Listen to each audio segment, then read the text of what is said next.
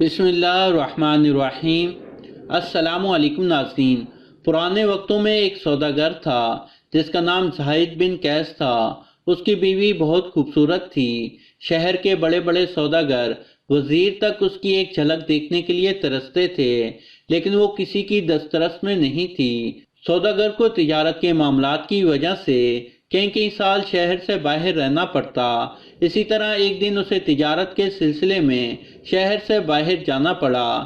جانے سے پہلے وہ رات کو اپنی بیوی کے پاس آیا اور اسے کہنے لگا کہ میں تمہارے لیے ایک خوبصورت تحفہ لایا ہوں جسے دیکھ کر تمہیں میری یاد آتی رہے گی اور تم مجھے نہیں بھولو گی۔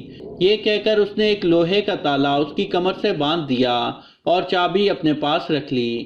اس پر اس کی بیوی بہت ناراض ہوئی اور کہنے لگی، آپ کو مجھ پر اتنا بھی اعتبار نہیں رہا۔ یہ سن کر سوداگر مسکرایا اور کہنے لگا، تم پر بھروسہ ہے لیکن اس دنیا پر نہیں ہے۔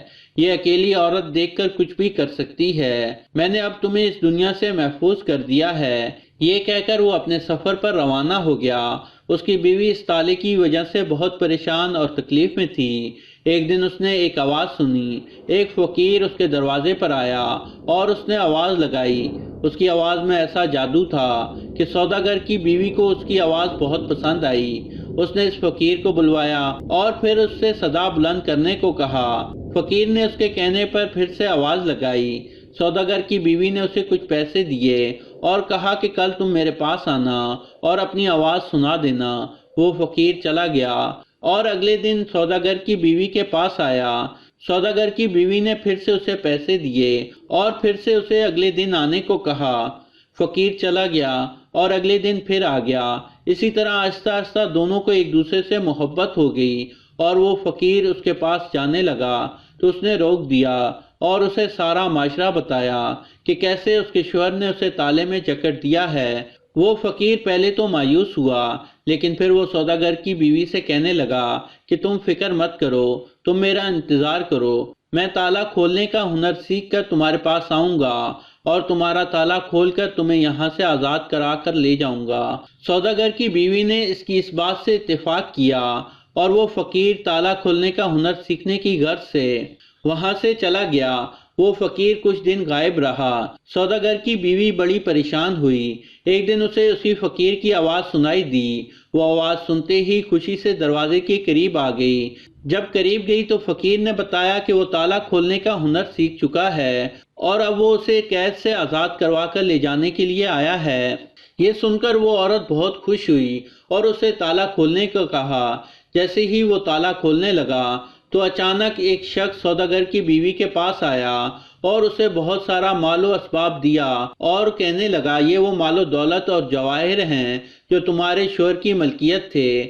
راستے میں ایک حادثے میں تمہارے شوہر کی موت ہو گئی اور اس نے آخری وقت میں یہ مال تمہارے حوالے کرنے کی وصیت کی تھی۔ اس شخص نے وہ سارا مال اس عورت کے حوالے کیا اور چلا گیا۔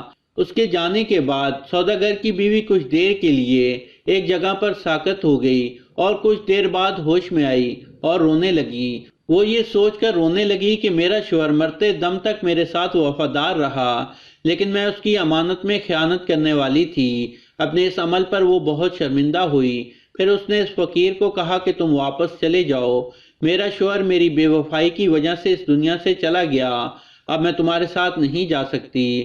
میں اپنی باقی زندگی اپنے شوہر کے ساتھ وفادار رہ کر گزارنا چاہتی ہوں۔